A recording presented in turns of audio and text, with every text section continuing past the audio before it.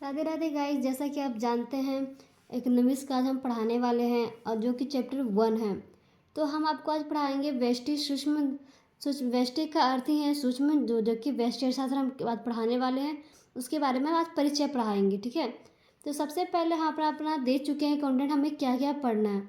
तो देख सकते हो कि हमारा आर्थिक क्रिया किसे कहते हैं, आर्थिक क्रिया के प्रकार, आर्थिक क्रिया के व्यष्टि में समष्टि के स्तर को, अर्थशास्त्र की विषय सामग्री, आर्थिक क्रियाओं के आधार पर अर्थशास्त्र की विषय सामग्री आदि चीज़ों के बारे में हम वर्णन करेंगे। ये सारे कंटेंट मैंने इसलिए लिखवा दिया है कि आगे मतलब आप लोगों को तकलीफ ना हो कि समझने में कि हम क्या पढ़ा रहे हैं। तो मैंने ये सारे सिलेबस बना के रखा है कि आप लोग जो हम पढ़ेंगे विषय वस्तु है हमारी, ठीक है। इस कंटेंट के हिसाब से हम आपको सारा डील करवाएंगे। तो जो कि हमारा पहला है कि आर्थिक क्रिया किसे कहते हैं। तो हम आपके सामने आर्थिक क्रिया के बारे में पहले डील करते हैं, ठीक है।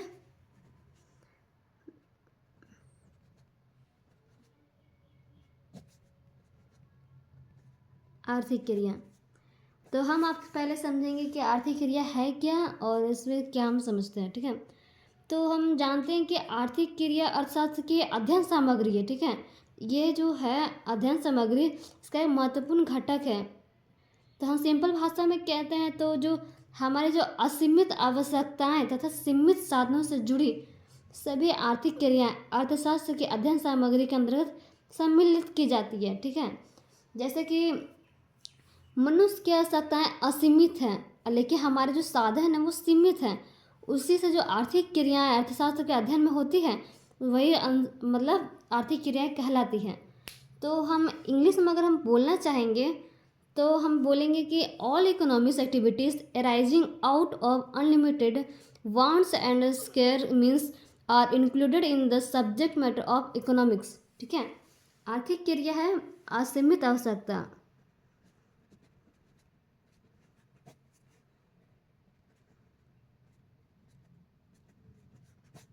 तथा सीमित साधन।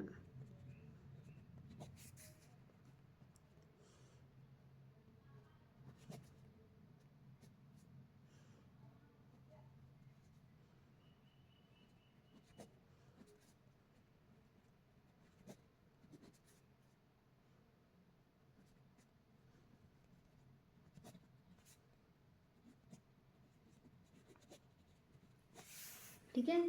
तो हम देखेंगे कि जो हमारे आर्थिक क्रिया है असीमित आवश्यकता तथा सीमित साधन के अध्ययन सामग्री में शामिल किया जाता है। इसे हम आर्थिक क्रिया कहते हैं। धन या लाभ कमाने के उद्देश्य से किए गई क्रियाओं को हम आर्थिक क्रिया कहते हैं, ठीक है। तो मतलब अलग अलग राइटर का भी मत रहता है कि आर्थिक क्रिया क्या है, उसके बारे में हम डील करते हैं। जो आधुनिक अर्थशास्त्री है उसका क्या नाम है, उस क्रिया को आर्थिक क्रिया कहते हैं जिसका संबंध मानवीय आवश्यकताओं को संतुष्ट करना होता है, जो कि सीमित साधनों में उपयोग होता है। हमारे पास साधन सीमित है लेकिन जो आवश्यकता है ना असीमित है, ठीक है। साधन जो हमारे पास जो मटेरियल होता है वो सीमित होता है और जो आवश्यकताएं रहती है असीमित होती है। जैसे कि हम जब कोई कपड़े मिल जाते हैं तो हमें लालसा रहता है कि हम दूसरे कपड़े को वो हमारे हो जाते हैं और तीसरे कपड़े को जब भी देखते हैं पसंद आने पर वो भी सोचते हैं कि हमारे हो जाते हैं। तो इसी के हिसाब से कहा जाता है कि जो साधन रहा वो कपड़े सीमित हैं लेकिन जो हमारी आवश्यकता है असीमित है। हम एक पर एक डिमांड करते जाते हैं, ठीक है। तो हमारी वो आवश्यकताएं असीमित के अध्ययन में आ जाती हैं। तो हम आज देखेंगे कि आर्थिक क्रियाओं के बारे में। तो सभी आर्थिक क्रियाएं तथा आय सृजित नहीं करती हैं। जितना भी हम आर्थिक क्रिया करते हैं ना तो वो हमेशा ज़रूरी नहीं है कि वो हमें आय ही मतलब प्रदान करें।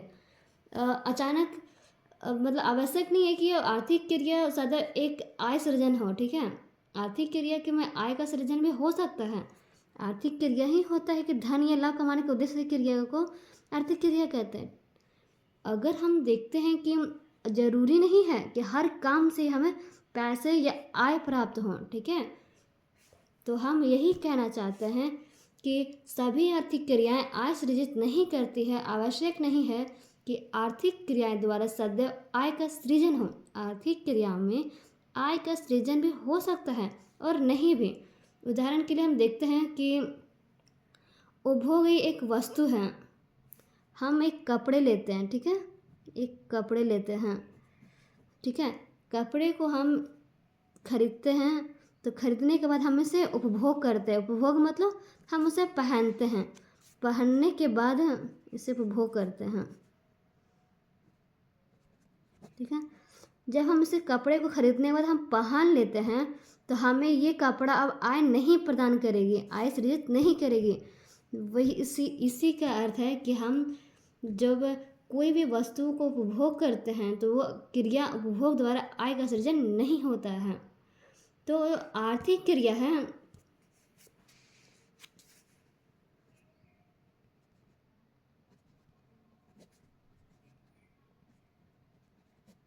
ठीक है।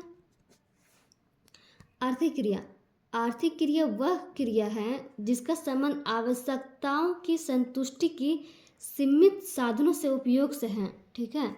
जितना हमें आवश्यकता है उतने ही हम सीमित साधन का उपभोग करेंगे या फिर उसे हम यूज़ करेंगे अपने लिए। सभी आर्थिक क्रियाएं अनिवार्य रूप से आय सृजन नहीं करती हैं। तो हम आपके सामने सारा टॉपिक लिखवा देते हैं।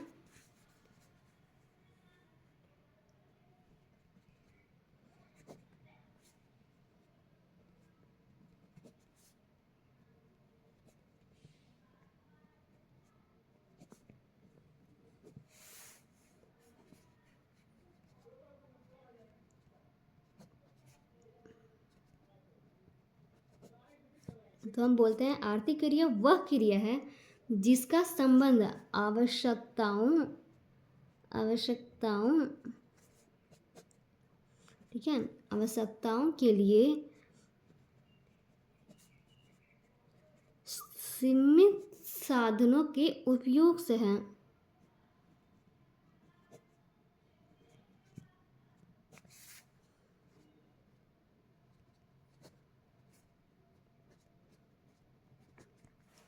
ठीक है, यह हमारा फर्स्ट टॉपिक है। आर्थिक क्रिया वह क्रिया है जिसका संबंध आवश्यकताओं के लिए सीमित साधन का उपयोग से है, ठीक है। सीमित साधन है लेकिन आवश्यकताएं असीमित है। और दूसरा पॉइंट में हम देखते हैं तो उसमें है आर्थिक क्रियाएं जरूरी नहीं है कि आय सृजित करती हो जिससे हमें आय प्राप्त हो, ठीक है। आय सृजन नहीं करती है।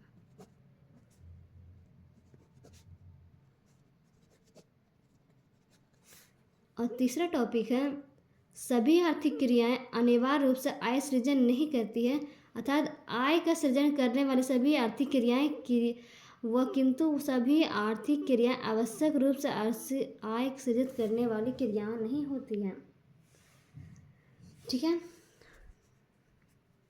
अब दूसरा टॉपिक हम देखते हैं आर्थिक क्रियाओं के प्रकार।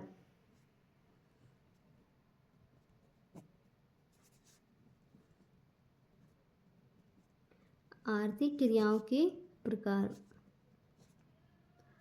ठीक है।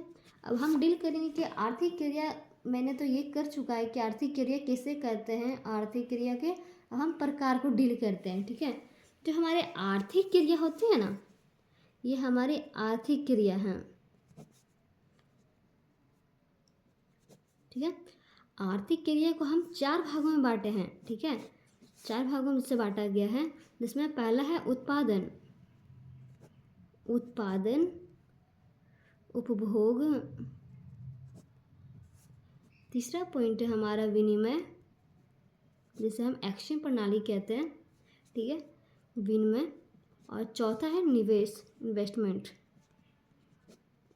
ठीक है। ये आर्थिक क्रिया के 4 हैं टॉपिक जिसके बारे में हम आगे डील करते हैं, ठीक है। मेरा जो पहला टॉपिक है वो है उत्पादन। भाई आप समझते हो उत्पादन क्या है? भाई उत्पादन भी तो समझना जरूरी है ना। तो जो उत्पादन है ना उसे हम प्रोडक्शन कहते हैं,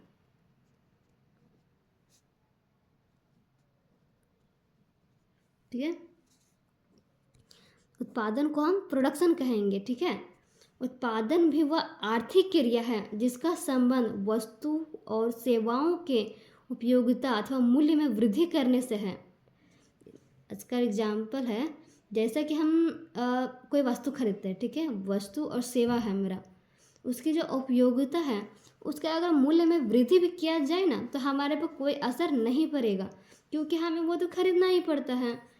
दर्जी द्वारा कपड़ा काट कर, अगर हम उदाहरण के रूप में भी लेते हैं, तो दर्जी द्वारा जो कपड़ा काटा जाता है उसे जो सिलना, जैसा बढ़ई द्वारा लकड़ी का लट्ठा चीर कर कुर्सी जो मेज बना जाता है, उस पर में उत्पादन की क्रिया में उदाहरण है। ठीक है, जो प्रोडक्शन होता है, अगर हमको लकड़ी कच्चे मटेरियल है, ये हमारा लकड़ी है। ठीक है, लकड़ी से हम इसे चेयर बनाते हैं। ठीक है, ये चेयर है, कुर्सी। कच्चे माल से हम किसी चीज़ में किसी चीज़ का उत्पादन हम तभी करेंगे ना जब कच्चे माल के रूप है और जाकर प्रोडक्शन के रूप में हम इसे चेयर के रूप में देते हैं। ओके, अगर हम कपड़ा, हमारे पास है कपड़ा को कट छट करके हम इसको कुर्ता पजामा सूट सलवार कोई भी रूप में काटते हैं, तो हमें क्या होता है, प्रोडक्शन के रूप में हमारे पास कपड़ा आता है, तो कपड़ा से हम सूट वगैरह सिलवा लेते हैं, जिसे हम पहनते हैं, तो हमारे प्रोडक्शन में आता है। तो प्रोडक्शन में हम फिर से समझेंगे, प्रोडक्शन वह आर्थिक क्रिया है जिसका संबंध वस्तु और सेवाओं की उपयोगिता के लिए और मूल्य में वृद्धि करने से है। ठीक है, और दूसरा पॉइंट हम देखते हैं, तो हमारा उपभोग है।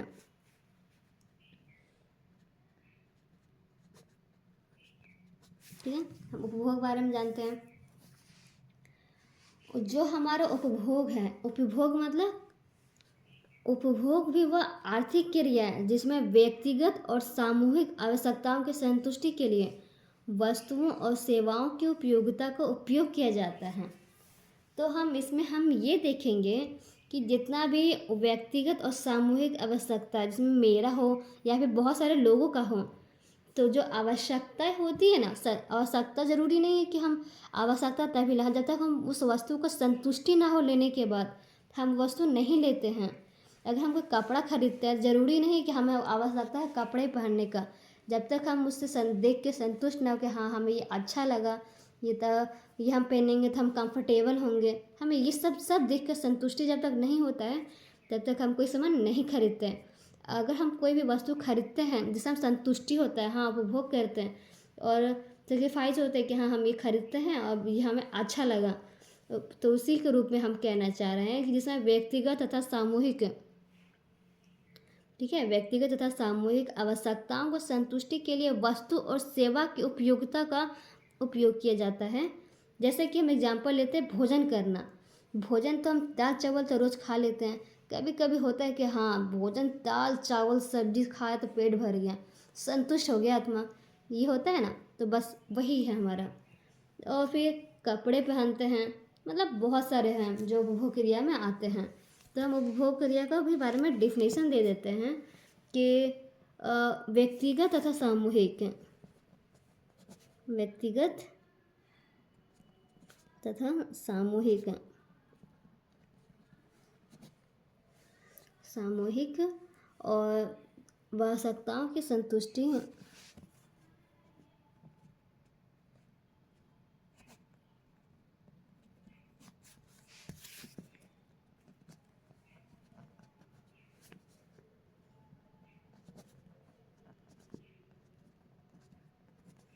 संतुष्टि के लिए अपने मैंने जैसे समझाया है बस उसी की तरफ बढ़ते जाइए, पढ़ते जाइए अच्छे से, तब आपका सारा डिफिनेशन मतलब जो भी कंफ्यूजन होगा सब कंप्लीट हो जाएगा।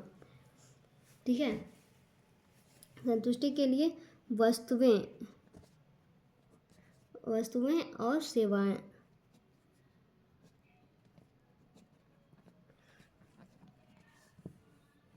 ओफो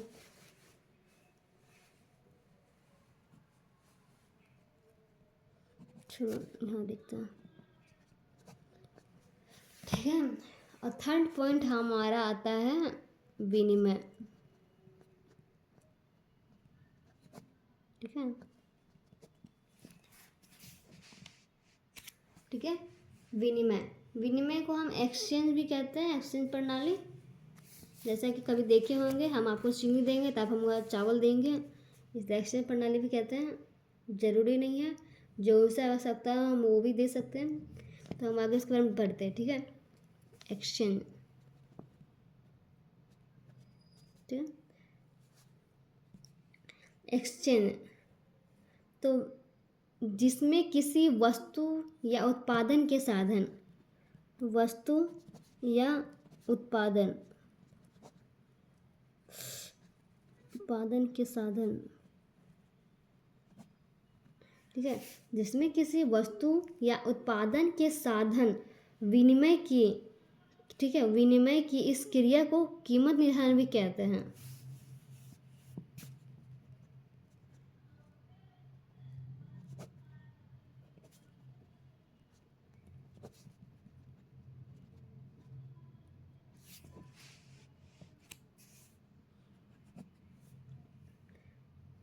इसमें हम ये समझा चुके हैं कि एक्सचेंज प्रणाली में मतलब हम वस्तु हो या फिर उत्पादन का साधन हो, जो कच्चे माल मटेरियल होता है, ठीक है, जो हमें वस्तु की ज़रूरत होती है, हम अगले वाले आदमी को बोलते हैं कि भाई ये हमें ये ज़रूरत है, तो अब आप ये सामान एक्सचेंज कर लीजिए।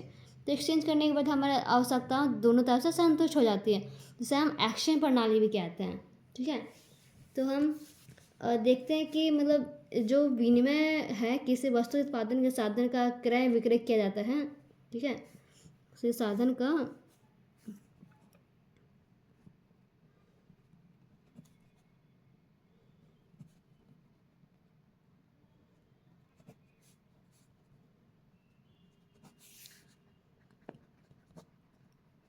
ठीक है, क्रय विक्रय किया जाता है। यह क्रय विक्रय अधिकांश मुद्रा द्वारा किया जाता है, ठीक है। अधिकतर लोग मुद्रा से पैसा खरीद के करते हैं, या फिर हम पैसा दे रहे हैं तो हम उसके बदले में आपको सामान देंगे। तो हम विनिमय किस क्रिया अगर क्रिया को देखा जाए तो उसे कीमत निर्धारण भी कहते हैं, ठीक है। तो इस विनिमय के अंदर में भी दो टॉपिक हैं। दो टॉपिक वाला भाई क्या है, इसमें फर्स्ट है कि वस्तु कीमत निर्धारण, वस्तु कीमत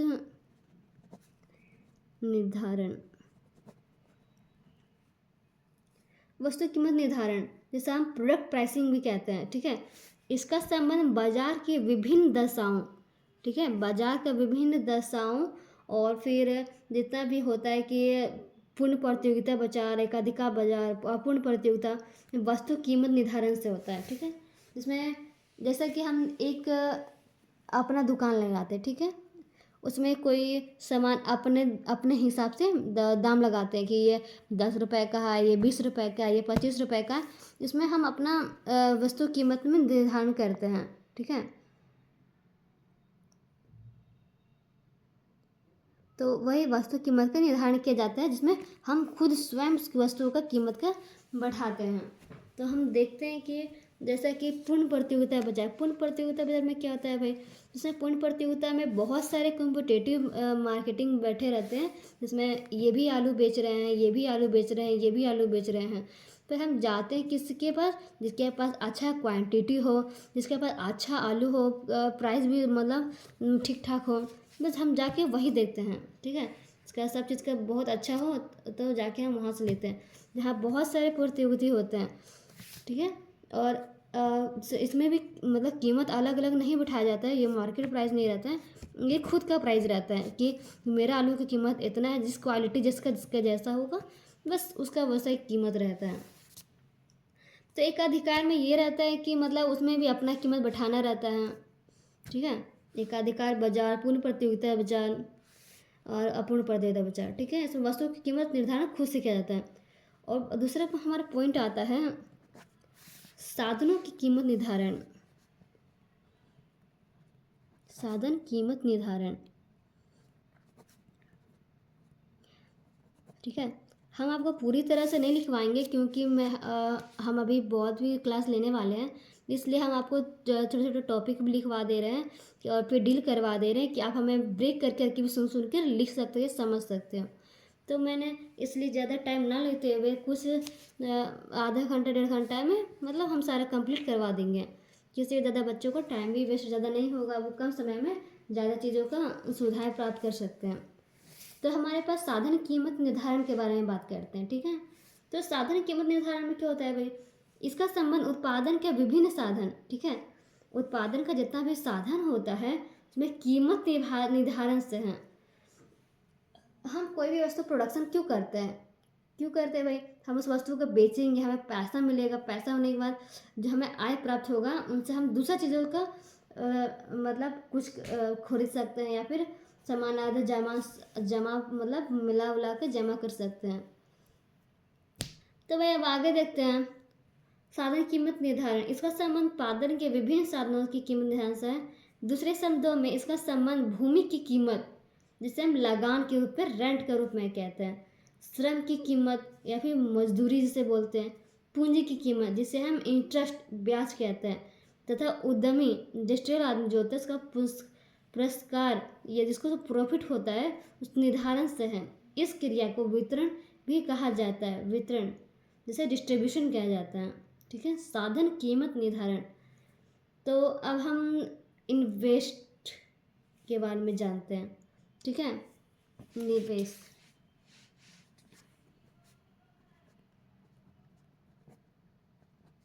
ठीक है, निवेश। अब एक निवेश क्या होता है? इन्वेस्ट। कभी आपने सुना होगा इतना ज़मीन खरीदा, मैंने इतना इन्वेस्ट किया है, मैंने इतना पूंजी लगाया है, मैंने इतना सामान खरीदा है तो मैंने पूंजी लगाया है। होता है इन्वेस्ट, बड़े बड़े सामानों में हम खरीदते हैं, ज़्यादातर इन्वेस्ट होता है। तो निवेश वो आर्थिक क्रिया है जिसका संबंध भविष्य में वस्तुओं तथा सेवाओं के उत्पादन के लिए पूंजीवादियों और वस्तुओं के उत्पादन से है। ठीक है, निवेश वह मतलब जो हम इन्वेस्ट करते हैं वो आर्थिक क्रिया है जिसमें भविष्य में वस्तुओं तथा सेवाओं के उत्पादन के लिए पूंजीगत वस्तुओं के उत्पादन से हैं। तो इसका मतलब ये हुआ कि हम कोई वस्तु खरीदते हैं, समझ लीजिए ज़मीन खरीद लिए। ज़मीन भाई क्यों खरीदे? आज खरीदे कल बेच दिए, ऐसा थोड़ी ना है। आज मैंने पूंजी लगाया है, इन्वेस्ट किया है, तो कोई सामान भविष्य के लिए हम खरीदते हैं जो कि आगे चल के हमें काम देता है। ओके, काम देने के बाद हमारे आवश्यकताओं को भी पूर्ण करती है। जो हमारे जो अभी मैंने खरीदा, आगे समय में वो मतलब महंगाई के तौर पर बढ़ जाएगा। तो हम ये देखते हैं कि अपने भविष्य में जो वस्तु और सेवा हैं वो हमें आगे चल के सेवा प्रदान करती हैं, जो हम उत्पादन करते हैं उसके लिए इन्वेस्ट किया जाता है। ठीक है, अब हम आर्थिक क्रिया के व्यष्टि और समष्टि स्तर को समझते हैं। जैसे कि देख सकते हैं कि हमने आपको लिखवा रखा है जो कि हमारा आर्थिक क्रिया किसे कहते हैं।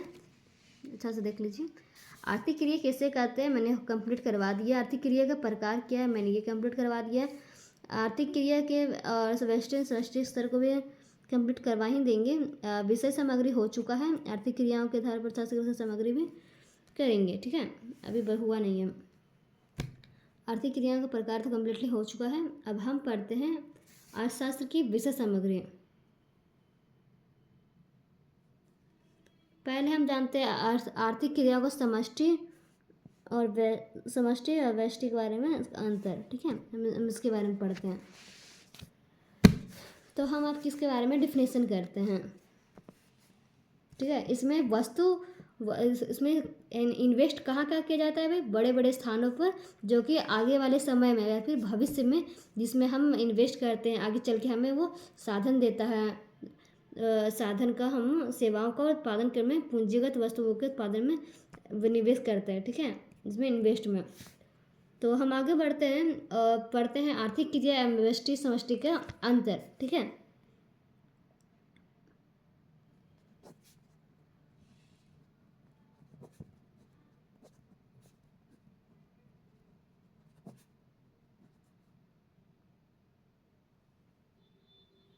क्या? नहीं तो नहीं नहीं नहीं तो हमारे व्यष्टि समष्टि में अंतर हम पढ़ते हैं। तो हम पहले व्यष्टि समझते हैं। व्यष्टि मतलब छोटा सा।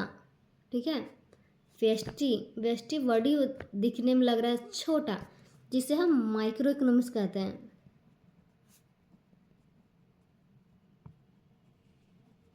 ठीक है, व्यष्टि जिसको हम माइक्रो इकोनॉमिक्स कहते हैं। भाई माइक्रो इकोनॉमिक्स क्या है भाई, हम तो अभी जानते नहीं हैं, तो हम बताते हैं।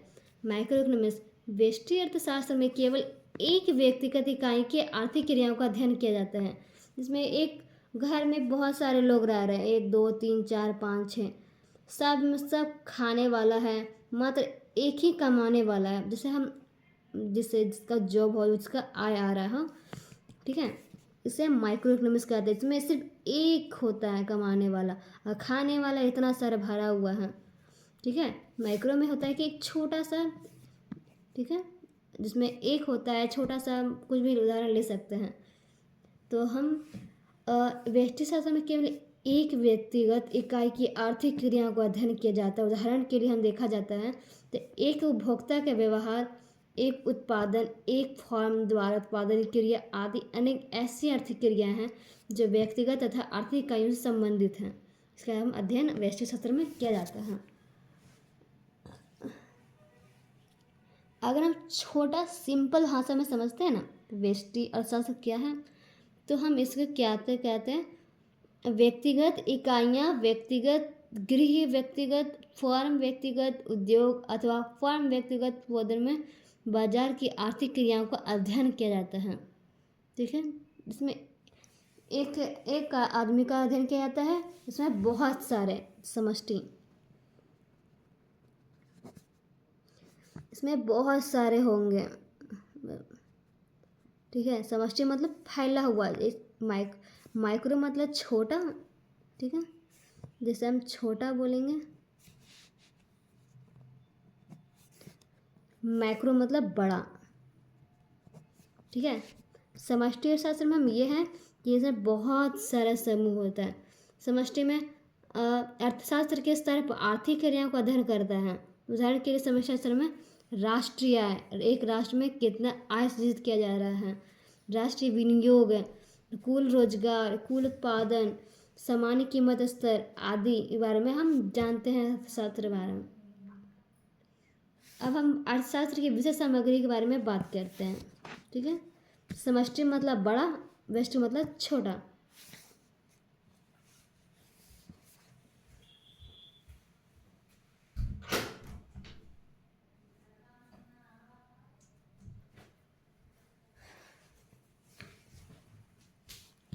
तो हम अर्थशास्त्र की विषय सामग्री के बारे में पढ़ते हैं, ठीक है।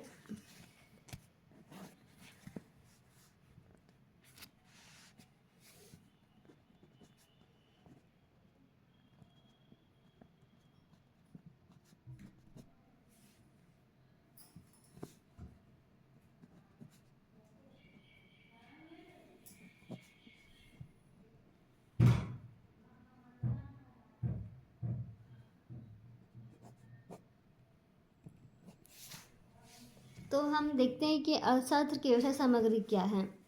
तो अधिकांशतः लोग देखे होंगे कि हमारे पास जितना भी रॉ मटेरियल होता है या फिर बहुत सारे ऐसे साधन होते हैं जो कि हमें आय सृजित करती है, जो कि विभिन्न विभिन्न माध्यम से हमें आय आता है। तो हम उसी के बारे में वर्णन करते हैं। विभिन्न अर्थ राइटर्स जो होता है, बहुत सारे राइटर भी होते हैं जो अपना अपना मत देते हैं। इसमें विभिन्न अर्थशास्त्री जो है, इसका अर्थशास्त्री विशेष सामग्री को भिन्न भिन्न रूपों में प्रस्तुत किया जाता है, ठीक है। तो पहला पॉइंट है हमारा धन संबंधी विचारधारा, जिसे अर्थशास्त्री को दृष्टिकोण से देखा गया है। एक कल्याणवादी विचारधारा, जिसे है मार्शल, पीगू, कैनल आदि के दृष्टिकोण के बारे में देखा गया है। और दुर्लभता, तीसरा पॉइंट है दुर्लभता, दुर्लभता संबंधी विचारधारा, जिसे रॉबिन्स, विट्सकिड आदि का दृष्टिकोण है, ठीक है। इसमें 3 राइटर है, रॉबिन्स, विकस्टिड आदि का दृष्टिकोण है, इसके वो नज़र से देखा गया है। और विकास केंद्रित विचारधारा, इसमें 4 टॉपिक है जिसके अनुसार अलग अलग राइटरों ने अपना दृष्टिकोण दिखाया है, ठीक है। जो हमारा पहला है धन संबंधी विचारधारा,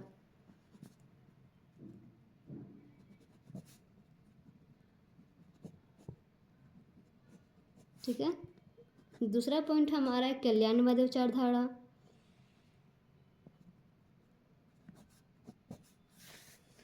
कितना परेशान कर रहा, कल्याणवादी विचारधारा।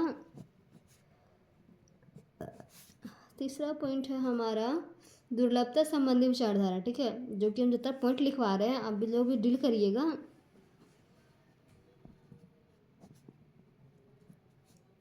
दुर्लभता संबंधी विचारधारा। और जो चौथा पॉइंट हमारा है विकास केंद्रित विचारधारा।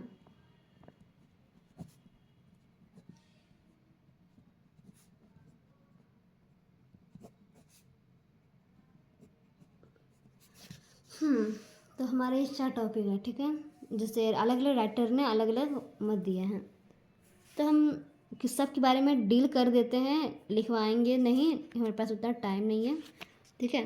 तो हम आपके बारे हम इन चारों के बारे में डील कर दे रहे हैं। आप घर में थोड़ा धीरे धीरे करके ब्रेक कर करके वीडियो सुनिए और फिर समझ के उसे लिख सकते हैं, ठीक है। क्योंकि जितना भी मैंने लिखवाया है पढ़ाया है, अधिकतर बच्चों का अच्छा नंबर आया है इकोनॉमिक्स में, तो मेरा जो पढ़ाया हुआ खाली नहीं जाता कभी, ठीक है। तो आप लोग भी कोशिश करें कि बढ़िया से पढ़ें, मैंने जितना पढ़ाया है तो हम आगे बढ़ते हैं, ठीक है।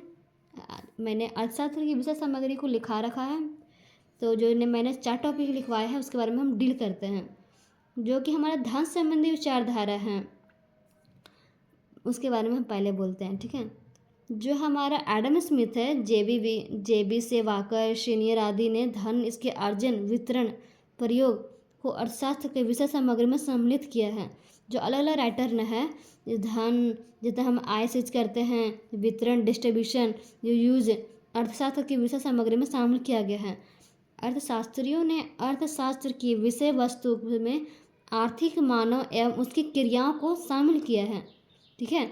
जो राइटर है शास्त्री, अर्थशास्त्र की विषय वस्तु जितना भी है ना, आर्थिक, मानव और उसकी क्रिया, ठीक है, उसको शामिल किया है। दूसरा पॉइंट हमारा है कल्याणवादी विचारधारा।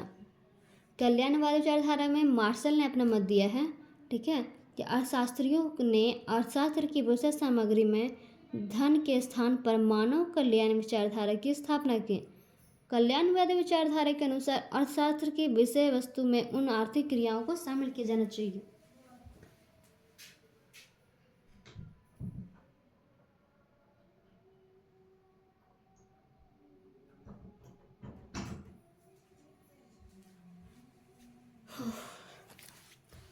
बहुत अप डाउन करना रहता है अभी, ठीक है। तो हम आगे देखते हैं।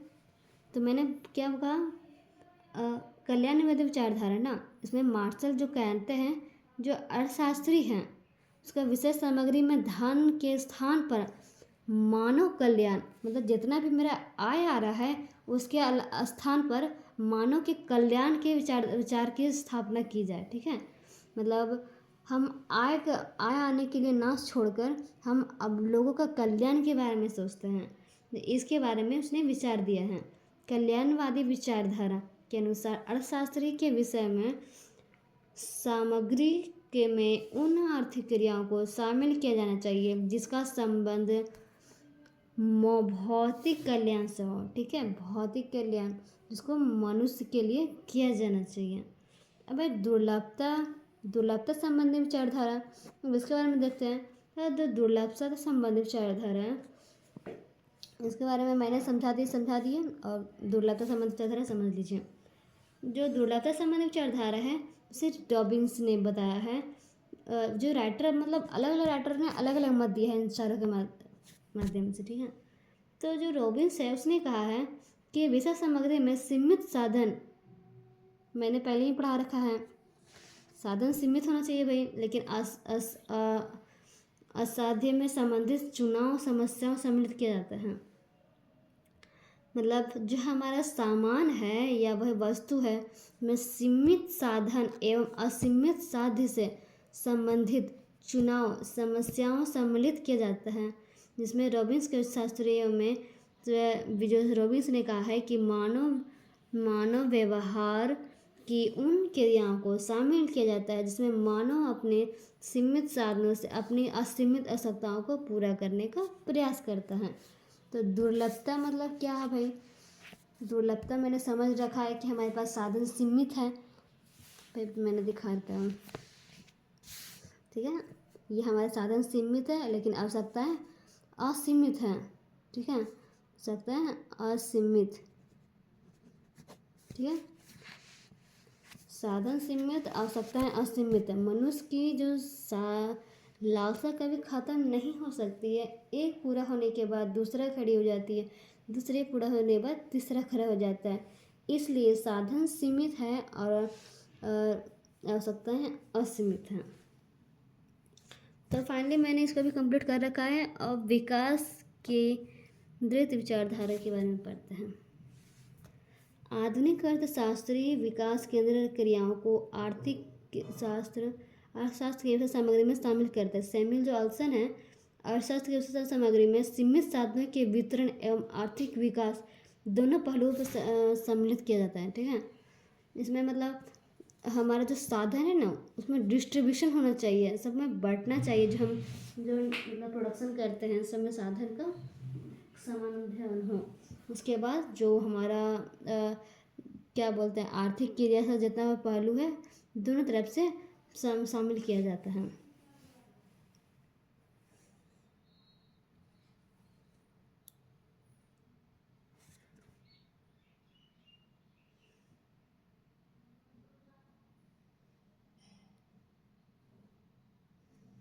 चलिए अब हम आगे बढ़ते हैं शास्त्र के व्यष्टि और व्यष्टि अर्थशास्त्र की परिभाषा। ठीक है, इसके बारे में अब डील करते हैं।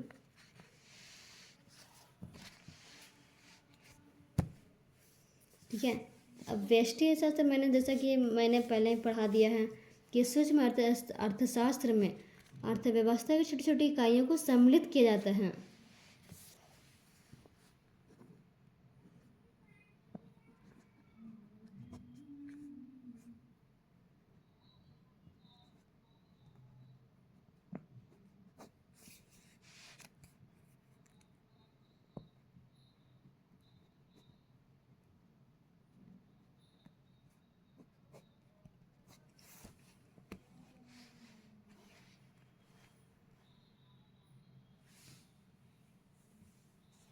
ये व्यक्ति नहीं है, व्यष्टि है।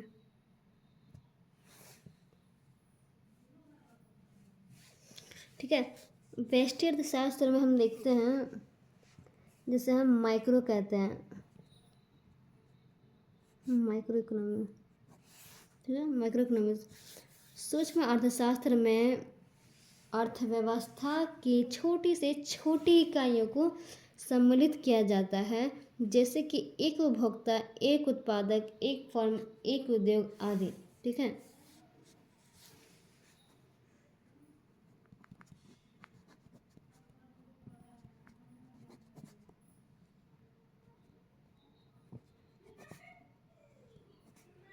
छोटी छोटी इकाइयों को शामिल किया जाता है। ठीक है,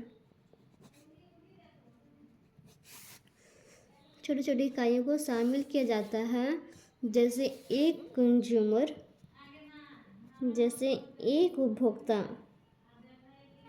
ठीक है, एक उपभोक्ता, एक फर्म, एक फर्म, एक उद्योग,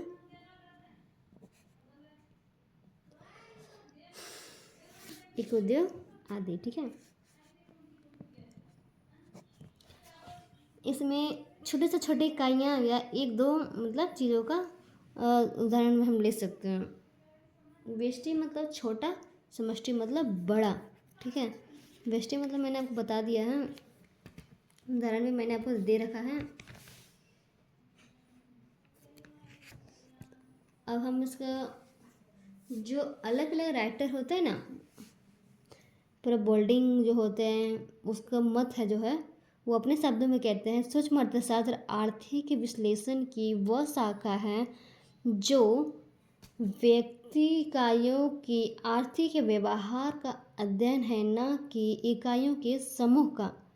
जो कि हम किसी का बिहेवियर रहता है, किसी किसी व्यक्ति का बिहेवियर बहुत ही अच्छा रहता है, सभी का अच्छा नहीं रहता है, किसी एक आध दो व्यक्ति का ही अच्छा रहता है। ठीक है, उसी के अध्ययन में हम करते हैं ना, उसे व्यष्टि शास्त्र कहा जाता है। और फिर हम व्यष्टि अर्थशास्त्र की विशेषताएं जो हैं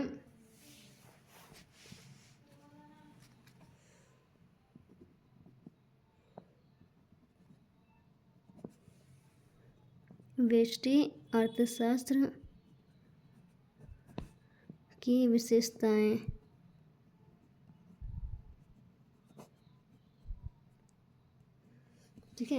व्यष्टि अर्थशास्त्र की विशेषताएं क्या है, मैं उसके बारे में पढ़ाती हूँ। जो पहला हमारा है व्यक्तिगत आर्थिक इकाइयों का अध्ययन। व्यक्तिगत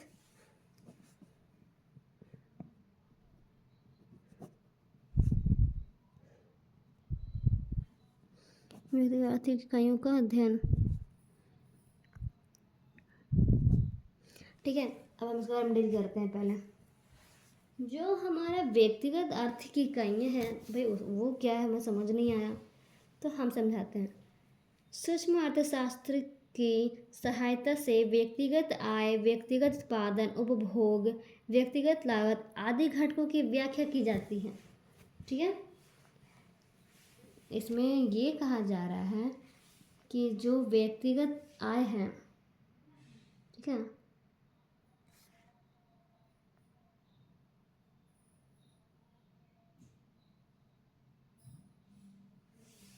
जो हमारा व्यक्तिगत आय है, व्यक्तिगत उत्पादन, जो एक व्यक्ति प्रोडक्शन भी कर रहा है, अपना प्रोडक्शन करके जो उत्पादन कर रहा है, या फिर जो आय उसको कमा रहा है, या फिर कोई वो कर रहा है, उद्योग लगा रहा है, बस अपने बारे में एक छोटा से छोटा चीज़ खोल रहा है, बस उसे जो लागत लगाता है उसके आदि घटकों की व्याख्या की जाती है उसमें। और दूसरा है हमारा अति सूक्ष्म चरों का अध्ययन। जो दूसरा हमारा टॉपिक है अति सूक्ष्म चरों का अध्ययन।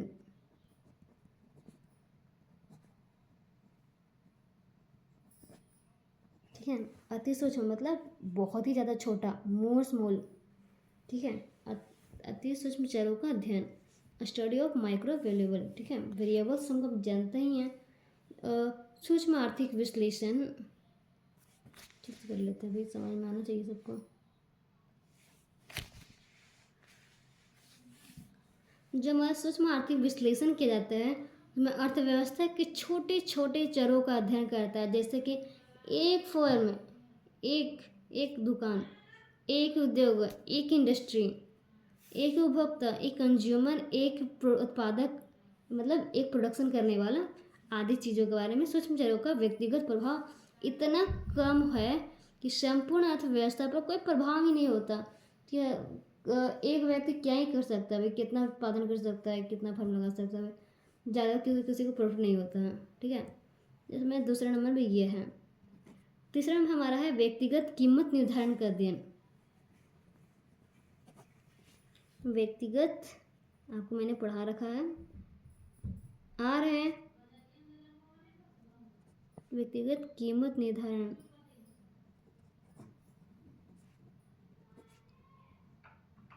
आ रहे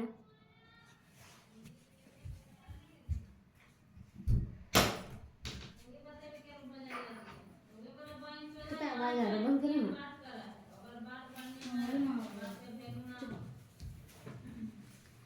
व्यक्तिगत कीमत निर्धारण का अध्ययन के बारे में पढ़ते हैं। ठीक है, जो व्यक्तिगत कीमत निर्धारण तो भाई ऐसा ही पता चल रहा है कि भाई मैंने एक दुकान खोला, मैंने एक कीमत पेन की कीमत 10 रुपये रख दिया।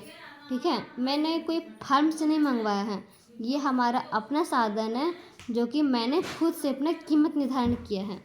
तो इसमें हम बोल सकते हैं कि सूक्ष्म आर्थिक विश्लेषण में मांग और पूर्ति की दशाओं के आधार पर व्यक्ति इकाइयों की कीमत का निर्धारण करता है। ठीक है, मांग और कीमत की पूर्ति के निर्धारण के आधार पर, जैसा कि हम डिमांड करते हैं कि कोई की वस्तु 5 रुपये में हमें चाहिए, वो वस्तु पूर्ति भी हमें 5 रुपये में ही होनी चाहिए, बट ऐसा होता नहीं है। ठीक है, हमें अपना जो पूर्ति का दस्तावेज, व्यक्तिगत इकाइयाँ, जो कीमत का निर्धारण किया जाता है, जो अपना कीमत निर्धारण किया जाता है, उसी के हिसाब से हम उसका डिमांड करते हैं और वो हमें सप्लाई करते हैं। ठीक है, बस ये हमारा व्यक्तिगत आर्थिक शास्त्र का व्यष्टि सूक्ष्म जिसे बोलते हैं, उसका विशेषताएं मैंने पढ़ रखा है। और मैं इसका टॉपिक, अगला टॉपिक देखती हूँ कि व्यष्टि और समष्टि अर्थशास्त्र में अंतर मैं दिखाती हूँ। तो हम अपना पेज को पलटते हैं।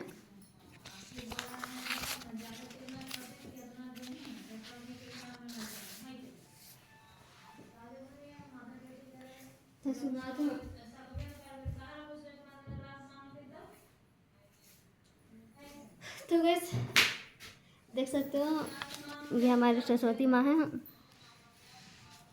और हम आगे देखते हैं व्यष्टि और समष्टि अर्थशास्त्र में अंतर। ठीक है,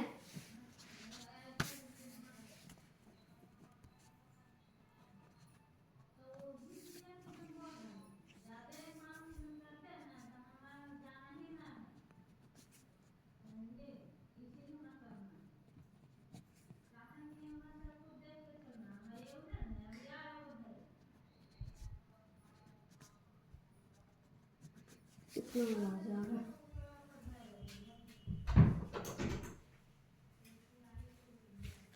तो डियर गाइस, मैंने देख सकता है कि व्यष्टि और समष्टि शास्त्र में हम अंतर पढ़ते हैं। ठीक है, मैं सब सिंपल सा बताऊंगी, ज़्यादा टाइम नहीं लूँगी।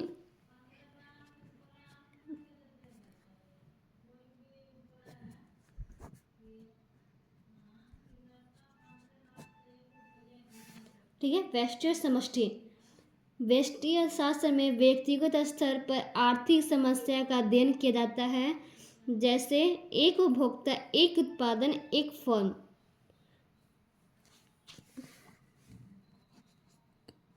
व्यक्तिगत स्तर पर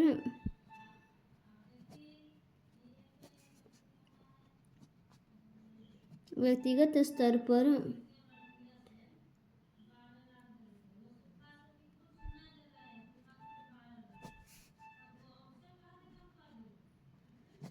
आर्थिक समस्या का अध्ययन किया जाता है।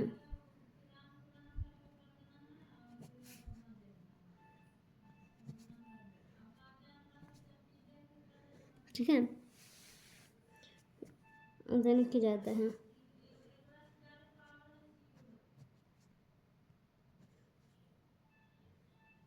एक उपभोक्ता, ठीक है, एक उपभोक्ता, एक उत्पादक, एक फर्म। ठीक है, अब समष्टि में देखते हैं। पहला पॉइंट हमारा है, इसमें संपूर्ण अर्थशास्त्र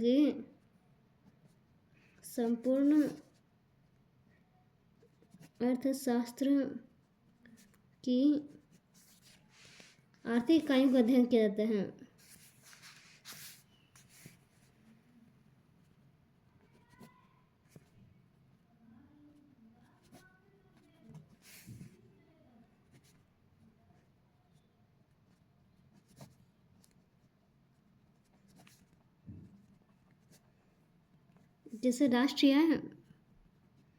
जैसे राष्ट्रीय आय, कुल उपभोक्ता,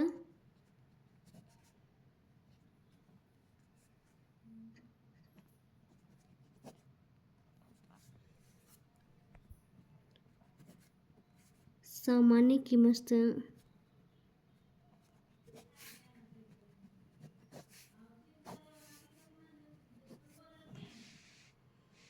ठीक है।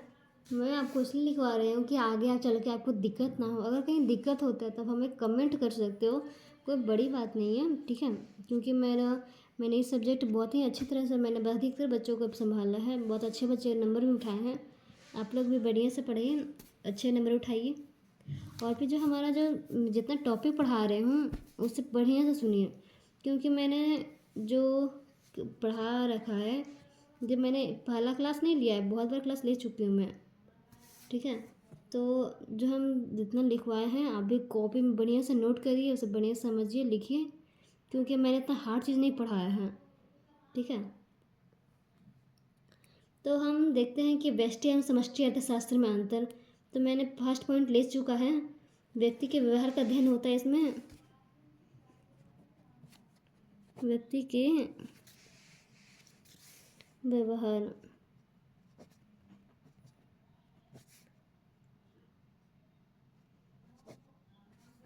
ठीक है।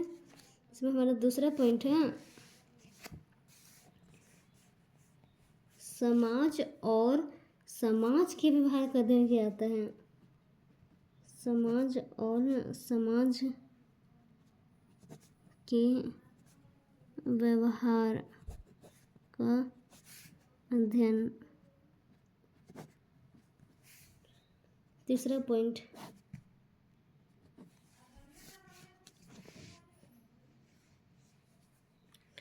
इसमें मान्यता पर आधारित समष्टि प्रतिभा क्या आता है? एक वस्तु की कीमत निर्धारण का अध्ययन किया जाता है।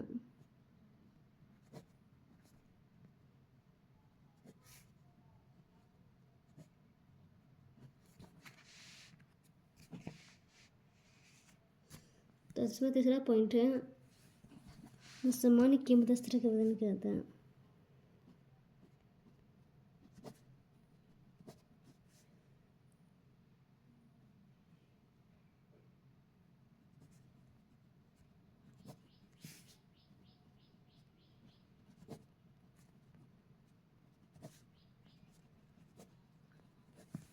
ठीक है, मैंने इतना लिखवा रखा है, 3 पॉइंट मैंने दोनों में लिखवा चुका है। और अगर बढ़ा के लिखना चाहते हैं तो इसमें व्यष्टि आर्थिक समस्याओं के निदान में कीमत संयंत्र अर्थात मांग और पूर्ति बलों की क्रिया निर्णायक होती है। ठीक है, इसमें मांग और पूर्ति क्रिया का निर्णायक होती है। और इसमें समष्टि शास्त्र में आर्थिक समस्याओं जैसे रोजगार, गरीबी, स्फीति आदि के समाधान में सरकारी भूमिका व निर्माण होती है। ठीक है,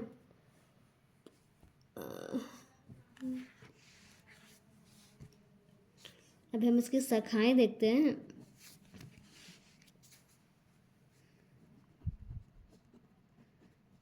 शाखाएं अगर हम देखते हैं इसका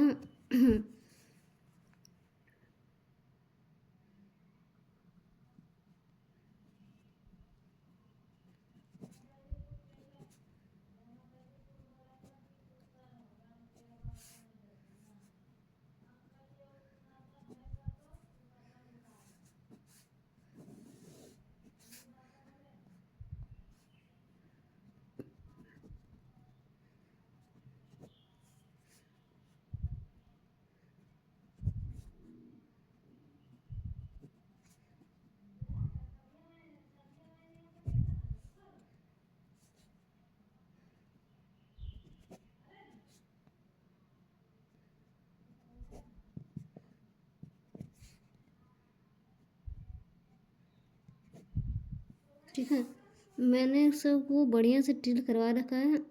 मांग का सिद्धांत है यहाँ, मांग का सिद्धांत, और इसमें आता है लागत तथा, ये हमारा इसमें टॉपिक है। ठीक है, लागत तथा उत्पादन सिद्धांत।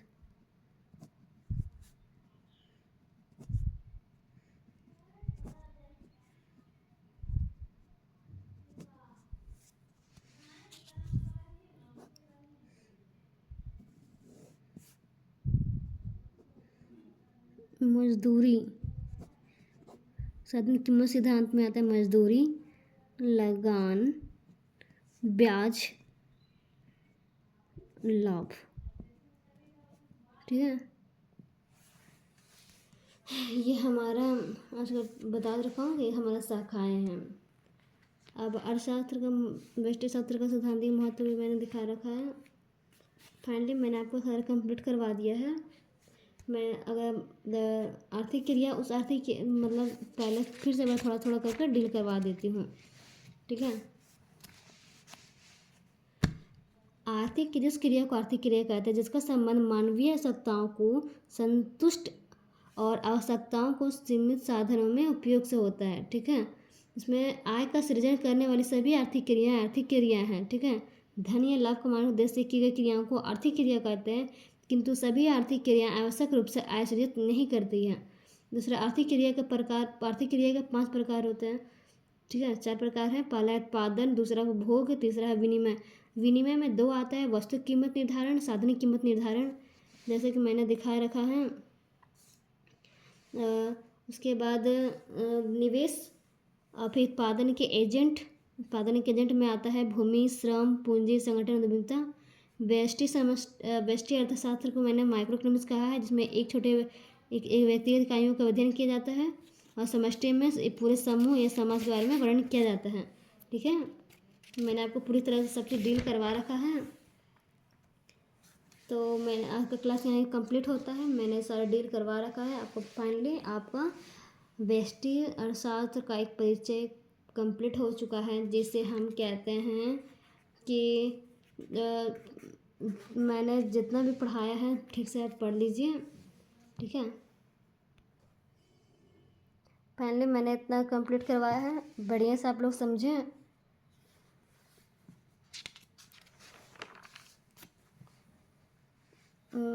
एक सारा डील मैंने कर दिया है, प्लीज़ आप लोग भी अपने तरफ से पूरी कोशिश करें और अच्छा नंबर लाने का भी कोशिश करें, क्योंकि मैंने, ठीक है। अब चलती हूँ, अब मैंने अगला क्लास लेने के लिए अब चलती हूँ। अब मैं फिर मिलूँगी अगले क्लास में। Bye bye.